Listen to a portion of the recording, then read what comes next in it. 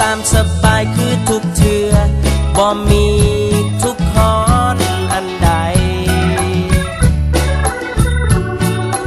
พอดนตรีเริ่มยาวเพลงเฮาคุ้นเคยเฮาเองก็ห้ำฮ้องไปถึงใครๆสิบ่เป็นยังจักหน่อยแต่พอมองดูคนที่เขามีภัยสิหุ่มตุ้มอยู่ยังลอยเงาในใจ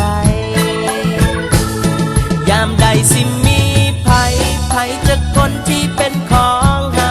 ยามใดสิมีภัยจะคนนอกที่หากเฮาเท่านี้ที่ต้องการขอเกินไป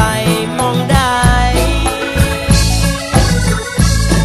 ยามใดสิมีภัยจะคนที่เคียงข้างเฮาแค่อยากจะมีคนที่เฮ็ดให้ใจบ่ต้องเหงาบ่ฮู้ต้องยามใด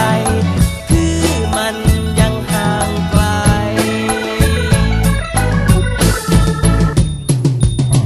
นาฬิกาเวลาห้องก็เที่ยงคืนผู้คนก็หลาย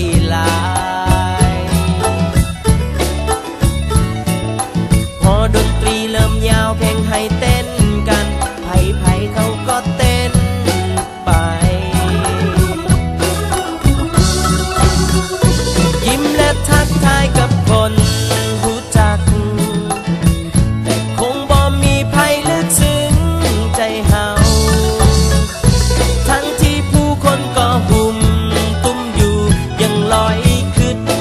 เบาๆยามใดสิมีภัยจะคนที่เป็นของ